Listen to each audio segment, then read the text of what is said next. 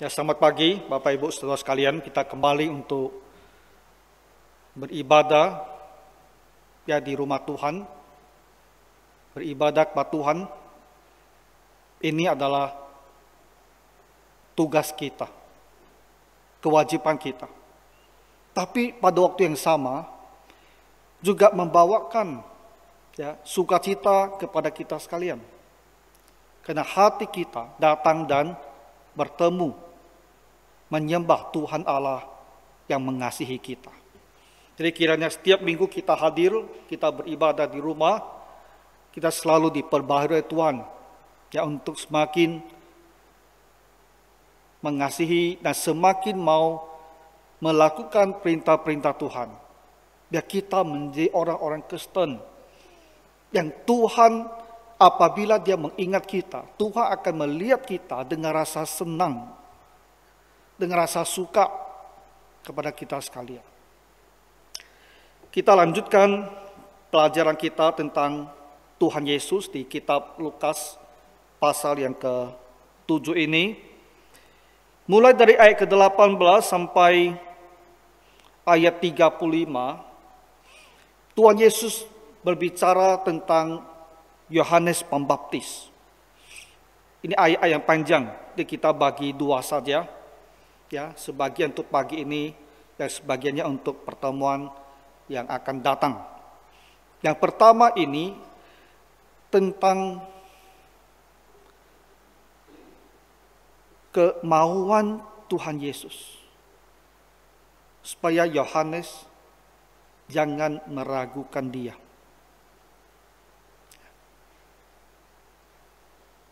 Dan dari situ juga kita belajar.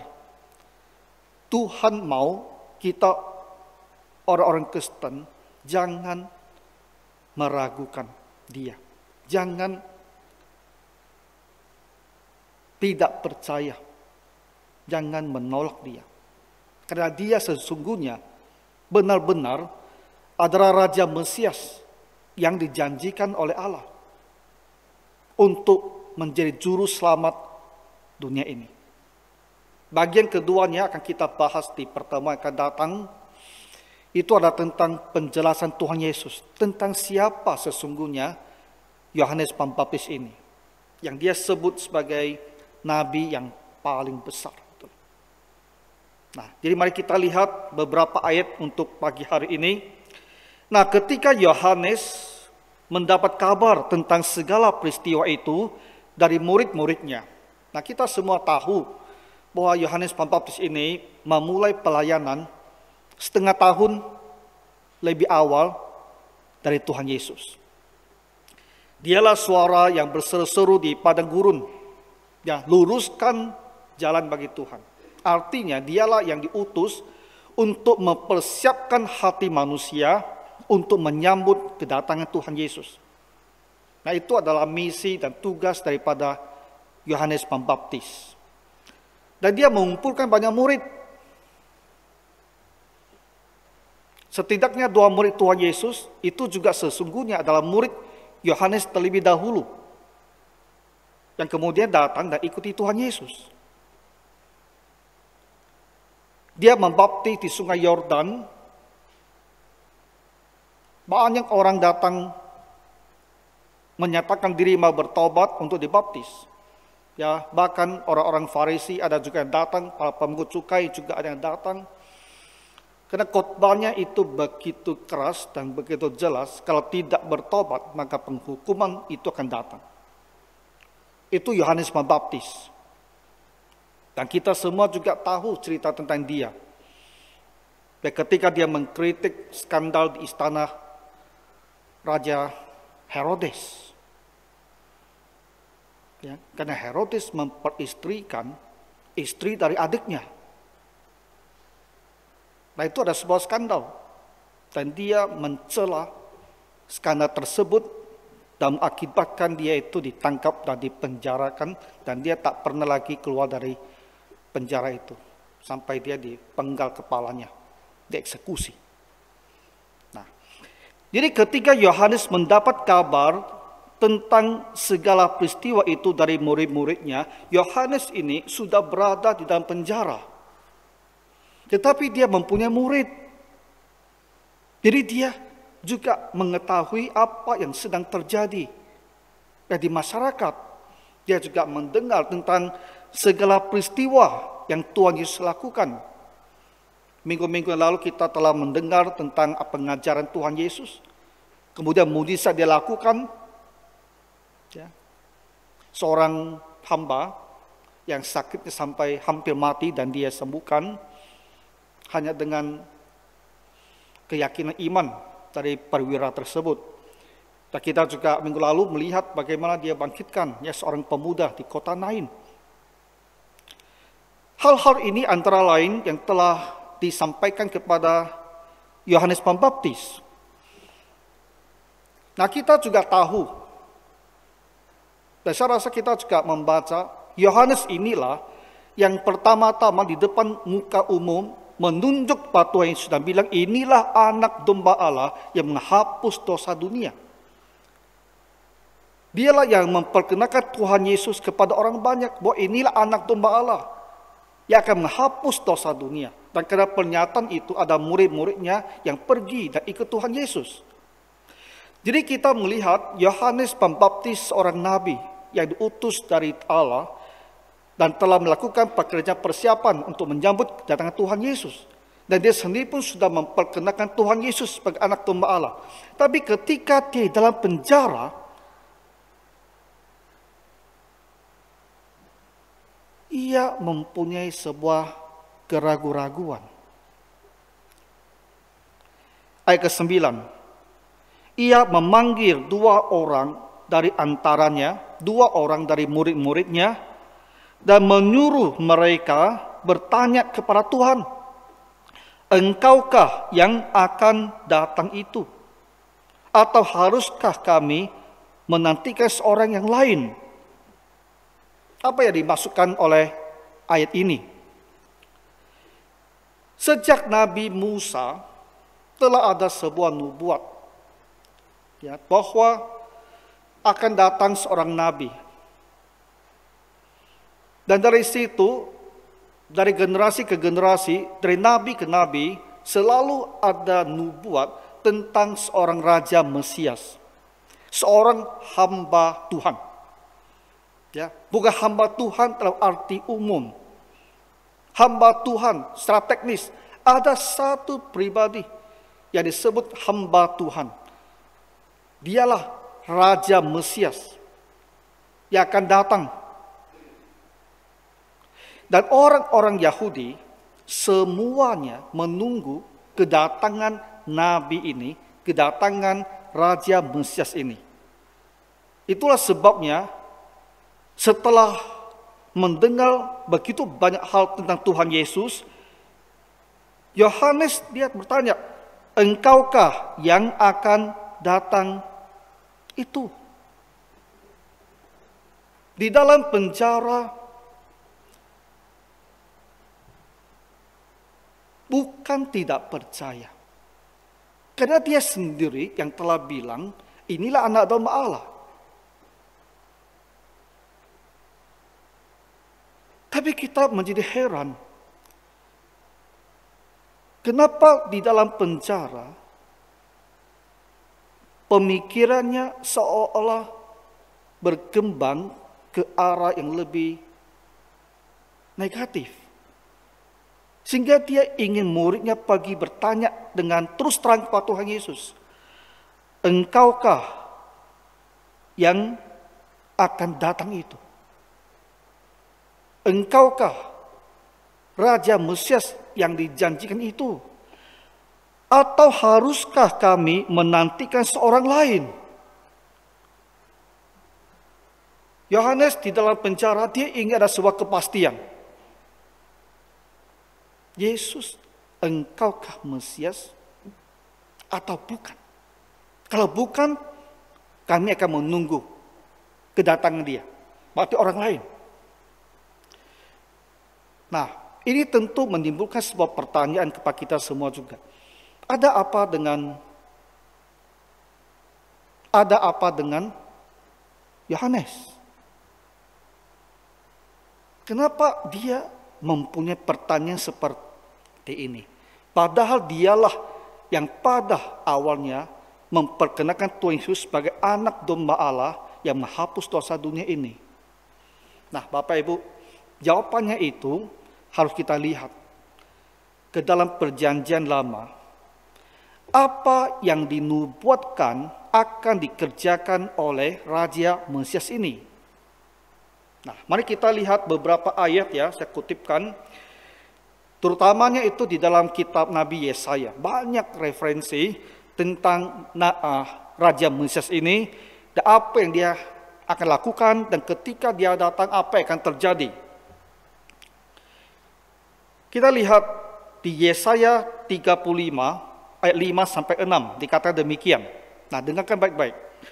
Pada waktu Raja Mesias itu datang, mata orang-orang buta akan dicelikkan mata. Telinga orang-orang tuli akan dibuka.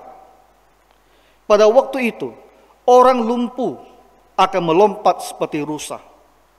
Mulut orang bisu akan bersorak-sorai, sebab mata air memancar di padang gurun dan sungai di padang belantara. Ketika Raja Mesias ini datang, Yesaya membuat prediksi atau membuat ramalan atau membuat sebuah nubuat bahwa dia akan datang dan dia akan menyembuhkan yang buta, yang tuli, yang lumpuh, yang bisu, dia akan sembuhkan mereka.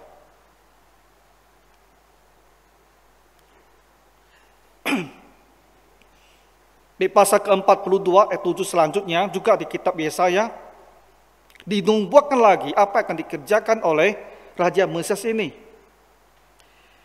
Untuk membuka mata yang buta, untuk mengeluarkan orang hukuman dari tempat tahanan, dan mengeluarkan orang-orang duduk dalam gelap dari rumah penjara. Nah, kita melihat di ayat ini ada peluasan apa yang akan dikerjakan oleh Raja Mesias ini. Dan kita melihat dia tidak sekedar akan menyembuhkan fisik manusia, tapi dia juga akan memberikan keadilan, mengeluarkan orang hukuman dari tempat tahanan, mengeluarkan orang-orang duduk dalam gelap dalam rumah penjara. Dia akan datang dan memberikan keadilan. Yang dipenjarakan itu akan mereka lepaskan. Nah, kita mungkin berpikir kenapa orang yang dipenjarakan ini akan dikeluarkan dan disebut sebagai keadilan. Nah, karena konteksnya ini adalah mereka ini yang di pembuangan, ditindas oleh bangsa asing, ya, sebagai orang jajahan. Mereka ini akan dibebaskan, akan diberikan keadilannya. Lalu di pasal 61 kita lihat satu ayat lagi juga dikatakan demikian. Roh Tuhan Allah ada padaku, ada pada Raja Mesias ini. Karena Tuhan telah mengurapi aku. Ia telah mengutus aku untuk menyampaikan kabar baik kepada orang-orang sengsara, merawat orang-orang remuk hati, memberitakan pembebasan kepada orang-orang tawanan, dan kepada orang-orang terkurung kelepasan dari penjara. Nah, ayat ini juga menyatakan hal yang sama seperti ayat sebelumnya. Selain dia akan mendatangkan penyembuhan fisik jasmani mereka yang dalam sakit penyakit, dia akan menyampaikan kabar baik kepada mereka supaya orang remuk hati, orang yang sengsara itu bisa dihiburkan dan memberitakan pembebasan kepada orang-orang tawanan, kepada orang-orang terkurung kelepasan dari penjara. Nah, ini isunya. Yohanes Pembaptis dia tentu tahu nubuat-nubuat dan perjanjian lama ini. Di dalam masyarakat Yahudi di abad pertama pada masa Tuhan Yesus, konsep atau pemikiran masyarakat tentang pribadi Mesias ini lebih cenderung melihatnya sebagai seorang tokoh politik Ia akan datang dan membebaskan mereka dari penjajahan Romawi. Ia akan membebaskan mereka dari penjara. Ia akan memberikan mereka keadilan. Jadi, Yohanes Pembaptis, sekalipun oleh dorongan Roh Tuhan, dia bisa menyatakan bahwa Yesus adalah anak domba Allah yang menghapus dosa dunia. Tetapi dia melihat, kenapa aku masih di dalam penjara? Kenapa tidak ada pembebasan tawanan? Kenapa tidak ada kemerdekaan dari bangsa Romawi? Kenapa tidak ada memimpin sebuah upaya politik? Kenapa tidak ada? Nah, itulah yang menjadi dasar atau penyebab keraguan dalam hatinya. Kalau dia adalah Raja Mesias, bukankah seharusnya dia sudah membawakan kita pembebasan? Bukankah Tuhan Yesus pada saat itu sudah demikian populer? Ya, kita baca tentang orang yang berbondong-bondong mengikuti dia. Kalau pada masa kita sekarang ada seorang pemimpin yang punya pengikut yang berbondong-bondong, kita tidak tahu apa yang bisa dia lakukan. Tuhan Yesus sudah punya pengikut yang berbondong-bondong. Dan kita pun nantinya membaca bahwa mereka mengupayakan untuk menjadikan dia raja. Setelah dia memberikan mereka makanan bagi 5.000 orang laki-laki. Sebuah mujizat. Mereka sudah mau menjadikan dia seorang raja. Jadi kenapa dia tidak menjadi raja? Kenapa dia tidak istilahnya memberontak? Kenapa dia tidak membebaskan tawanan? Jadi apa yang dipikirkan tentang profil atau tentang apa yang harus dikerjakan oleh Mesias ini? Kenapa ada yang sepertinya tidak terpenuhi? Itulah sebabnya Yohanes di dalam penjara. Dia tak melihat, dia tak mendengar langsung, dia tak menyaksikan, tapi dia hanya menerima laporan. Jadi timbul keraguan. Di satu sisi harusnya dialah Mesias itu. Tapi di sisi lain, kenapa ada tugas-tugas tertentu tidak dilaksanakan? Jadi diakah Mesias itu, ataukah kita harus menunggu yang lain? Nah, jadi dia mengutus 2 muridnya ini dan minta mereka pergi dan bertanya kepada Tuhan Yesus secara langsung. Engkaukah yang akan datang itu, atau haruskah kami menantikan seorang yang lain? Nah, sekarang kita mau melihat bagaimana Tuhan Yesus menjawab dia. Ketika kedua orang itu sampai kepada Yesus, mereka berkata, Yohanes Pembaptis menyuruh kami bertanya kepadamu, engkaukah yang akan datang itu, atau haruskah kami menantikan seorang yang lain? Pada saat itu, Yesus menyembuhkan banyak orang dari segala penyakit dan penderitaan dan dari roh-roh jahat, dan ia mengaruniakan penglihatan kepada banyak orang buta. Lalu Yesus menjawab mereka, pergilah dan katakanlah kepada Yohanes apa yang kamu lihat dan kamu dengar. Ya. Orang buta melihat, orang lumpuh berjalan, orang kusta menjadi tahir, orang tuli mendengar, bahkan orang mati dibangkitkan, dan kepada orang miskin diberitakan kabar baik. Semua tugas-tugas, atau kita katakan sebagian besar tugas-tugas yang akan dilaksanakan oleh Raja Mesias ketika dia datang, itu dikerjakan oleh Tuhan Yesus. Dia terus bilang, kamu pergi dan ceritakan kepada Yohanes di penjara itu apa yang telah dilakukan oleh Tuhan Yesus. Semua sebagian besar itu telah dilaksanakan. Nah, Bapak Ibu Saudara sekalian, memang sisi politiknya pembebasan tawanan itu tak dikerjakan oleh Tuhan Yesus. Dan itu ada penjelasannya. Tapi kita lihat dulu, apa yang telah dikerjakan oleh Raja Mesias ini. Orang buta, orang lumpuh, orang kusta, orang tuli, maka orang mati bisa dibangkitkan. Ini semuanya tak bisa dilakukan oleh kita manusia biasa. Orang buta sampai sekarang pun tak bisa melihat.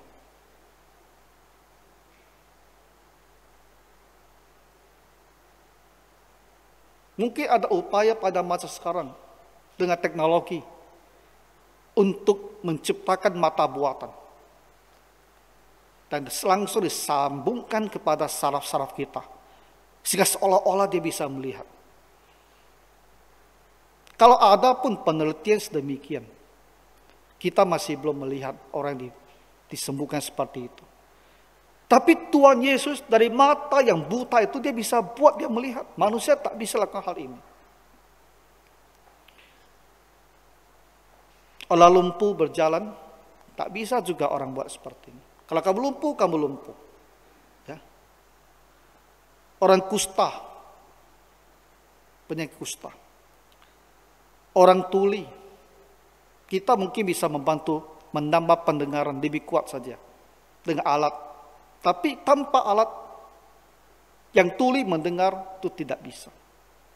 Apalagi yang mati dan dibangkitkan.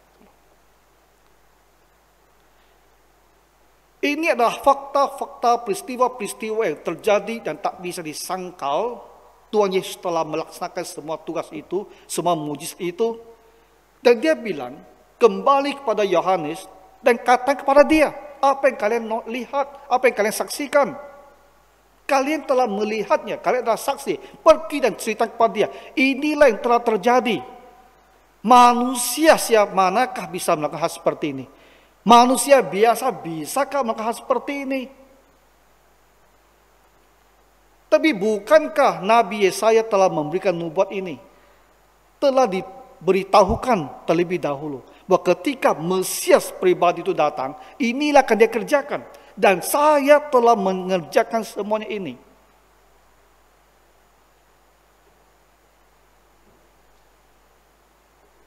Nah, untuk kita sekalian, biar kita mengetahui dengan lebih jelas dan lebih pasti. Ada kitab suci, ada nubuat yang berbicara tentang hal-hal ajaib yang akan dikerjakan oleh Sang Raja Mesias. 700 tahun lebih sebelum Tuhan Yesus bahkan lahir di dunia ini. Nubuat itu telah disampaikan. Dan ketika kita sampai pada masa Tuhan Yesus, kita menyaksikan ada seorang manusia dan dia memenuhi semua nubuat ini. Dan itulah yang membantu untuk mengidentifikasi, untuk mengenali bahwa dia adalah Sang Raja Mesias.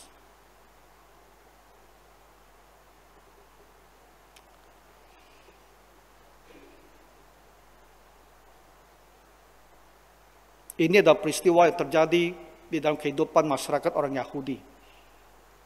Dan kita mungkin merasa, itu adalah peristiwa dalam sebuah bangsa yang lain. Tapi ini bukan sebuah urusan bangsa yang lain. Ini adalah urusan seluruh umat di dunia. Urusannya sama dengan kita. Biar kita review sedikit sejarah manusia menurut kitab suci. Setelah Adam Tuhan ciptakan, walaupun dia berdosa, dikeluarkan dari Taman Eden. Tapi Adam belajar dan tahu tentang Tuhan. Tahu bagaimana harus beribadah kepada Tuhan. Tapi dari awal pun manusia sudah berdosa. Kain berdosa, membunuh adiknya. Nah, kita membaca tentang keturunan Kain yang begitu arogan. Lalu Tuhan bangkitkan anak yang lain, Set. Dan kita mendengar nanti di keturunan Set lah orang-orang mulai memanggil nama Tuhan. Itu awal-awal secara manusia. Sampai mereka tiba di era, di periode tanah Siniar, di Babel. Dan karena dosa untuk menentang Tuhan, maka Tuhan cerai-beraikan mereka ke seluruh dunia. Tapi kita membaca dalam kitab suci, manusia yang tersebar-sebar itu, di antara mereka itu ada juga yang masih ingat Tuhan. Makanya kita mendengar tentang Raja Melkisedek, yang disebut sebagai Imam Allah Maha Tinggi. Ya. Kemudian sampailah kita kepada masa Abraham, ketika Tuhan Allah memutuskan dalam berhubungan dengan kita umat manusia sedunia ini, Tuhan memutuskan dia mau memilih saja satu keluarga yang dijadikan satu bangsa. Dan dari bangsa ini dia akan bangkitkan nabi-nabi. Dan apa yang Tuhan mau katakan kepada dunia ini akan dia katakan saja melalui nabi-nabi dari orang Israel ini. Makanya dikatakan bahwa bangsa Israel ini harus menjadi terang bagi bangsa-bangsa. Dari mereka itulah diharapkan bisa mengajari dunia ini, umat manusia di dunia ini untuk mengenal Tuhan. Nah, jadi dari bangsa Israel ini, dari nabi di bangsa Israel ini, dari nabi Yesaya inilah Tuhan berbicara tentang datangnya seorang Raja Mesias yang akan menjadi juru selamat dunia ini. Nah, jadi kita yang walaupun bukan orang Israel, kita harus melihat kepada bangsa ini, kepada nabi-nabi yang Tuhan bangkitkan di antara mereka, untuk belajar mengenal siapa Tuhan yang hidup dan benar ini, untuk belajar bagaimana kita harus beribadah kepada Tuhan. Jadi nubuat Yesaya yang telah dipenuhi oleh Tuhan Yesus ini harus menjadi sebuah pembuktian yang begitu kuat kepada kita sekalian, bahwa Yesus ini dia benar-benar adalah Raja Mesias yang dijanjikan. Dan tidak hanya orang Israel yang harus mendengarkan dia, kita juga harus mendengarkan dia. Seluruh dunia harus mendengarkan dia. Karena inilah cara Tuhan Allah hidup, pencipta langit dan bumi kita itu bekerja melalui bangsa ini dan mendengarkan dia. Melalui bangsa inilah Tuhan mengajarkan kita bagaimana caranya untuk menjadi seorang penyembah Allah yang benar. Nah, jadi kita membaca kisah Nabi Yesaya, nubuat-nubuat yang dia berikan, dan kita melihat dalam diri Tuhan Yesus, hal-hal itu telah dia penuhi. Makanya kita harus mempunyai sebuah keyakinan kuat sekali, bahwa Yesus juru selamat dunia. Dia betul-betul adalah juru selamat dunia. Tuhan Allah sudah menubuatkan, sudah menjanjikannya 700 tahun lebih sebelum itu terjadi. Dan sekarang terjadi. Harusnya hati kita menjadi sangat yakin bahwa kita telah di jalan benar. Kita percaya pada Yesus itu telah benar. Karena dialah juru selamat dunia yang dijanjikan kepada orang Israel dan kepada umat manusia ini. Jadi Tuhan Yesus minta kepada Yohanes, berbahagialah orang yang tidak menjadi kecewa dan menolak aku. Dia bilang, Yohanes, jangan jadi kecewa gitu, dan menolak aku. Siapa yang tidak menjadi kecewa, siapa yang tidak menolak Kristus, dia orang berbahagia. Maka Tuhan mengharapkan dari kita sekalian adalah jangan ada yang ragu, yang kecewa, lalu menolak Tuhan. Atau jangan ada yang tidak percaya bahwa dia adalah juru selamat dunia ini. Kita harus percaya. Penggenapan nubuat itu harusnya membuat kita yakin sekali bahwa dia benar-benar adalah juru selamat dunia ini.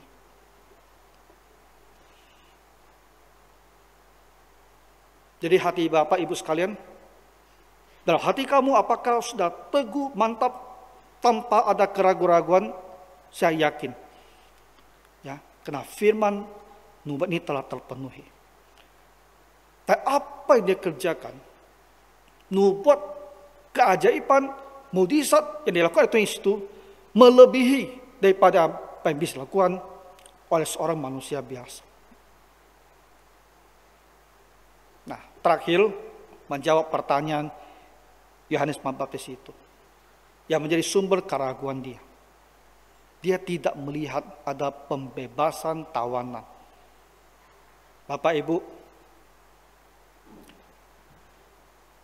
kadang-kadang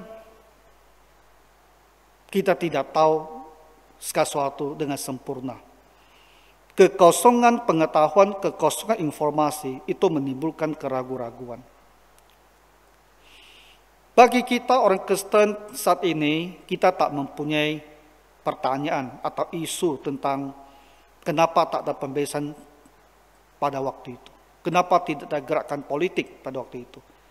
Karena kita tahu bahwa pertama kali Tuhan Yesus datang ke dunia ini, misi utamanya itu adalah mempersiapkan sebuah jalan keselamatan bagi manusia. Yaitu mengorbankan dirinya di kayu salib untuk menjadi penebus dosa kita. Dia datang sebagai juru selamat. Tapi Tuhan Yesus sudah mengatakan dia akan datang kembali. Raja di atas segala raja, Tuhan di atas segala Tuhan. Dia akan datang kembali untuk yang kedua kalinya, dan disitulah dia akan memberikan pembebasan dan keadilan bagi dunia ini, tidak hanya bagi orang Israel. Ketika Tuhan datang kembali nantinya, dia akan memberikan keadilan bagi dunia ini. Jadi bahagian yang tak terpenuhi, tergenapi pada saat dia pertama kali datang, itu akan terpenuhi di akhir zaman.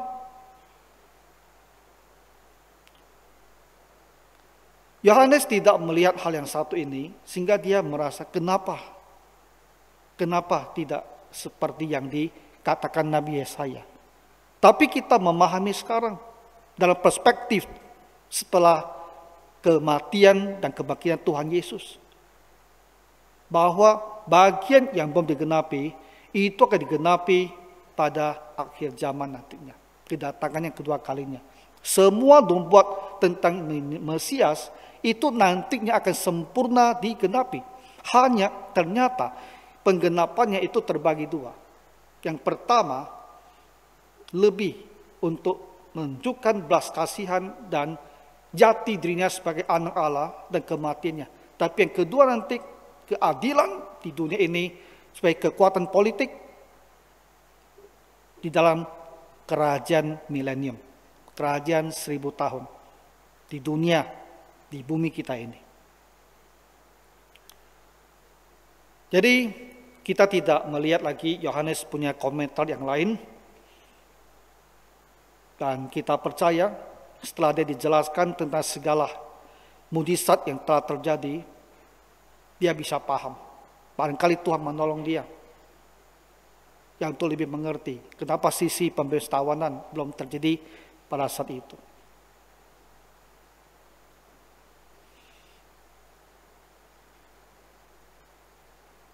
Ada kadang-kadang ya Bapak Ibu, kita sebagai murid Tuhan Yesus, ada kalanya bisa timbul keraguan. Ya. Barangkali ada sesuatu hal yang kita baca tentang Tuhan Yesus, kita dengar, ada suatu hal yang kita tak menemukan penjelasannya, tak menemukan jawabannya, sehingga di dalam hati kita timbul kebimbangan. Bagaimana? Kenapa seperti ini?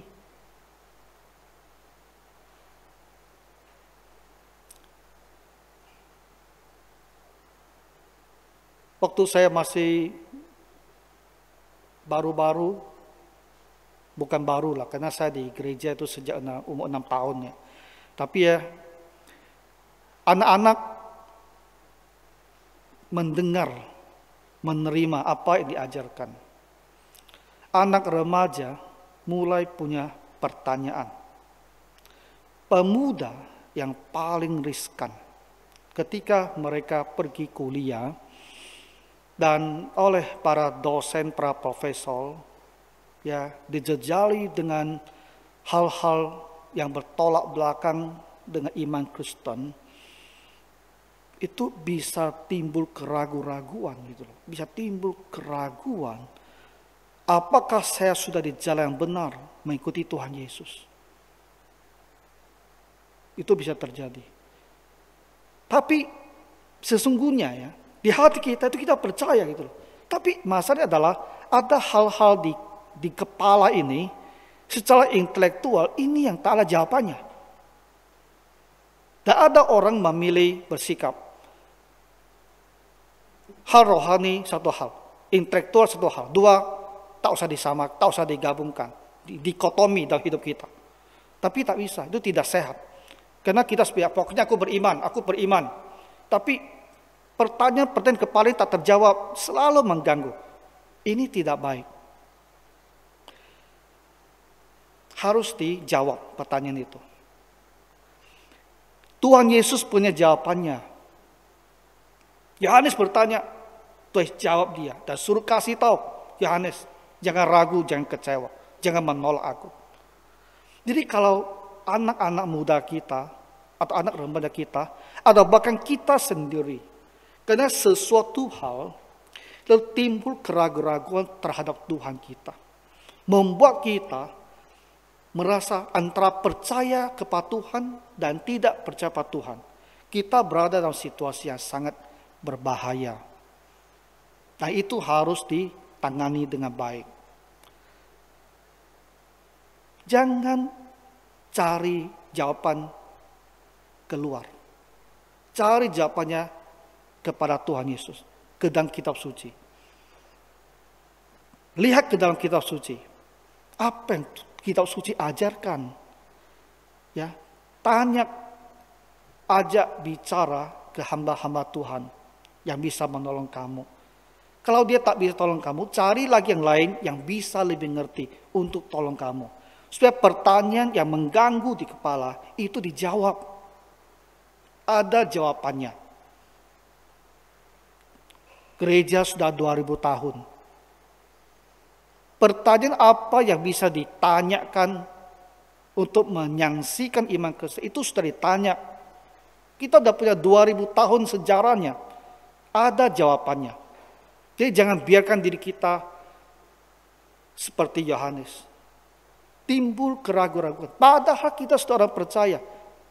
Mau percaya sebetulnya. Tapi hanya pertanyaan tak dijawab. Jadi mengganggu sekali. Ya, jadi ini satu hal. Dan kita sebagai orang tua, terutama perhatikan anak remaja dan pemuda kita. Kalau mereka bergerak meninggalkan gereja, kita harus lihat apa sebabnya.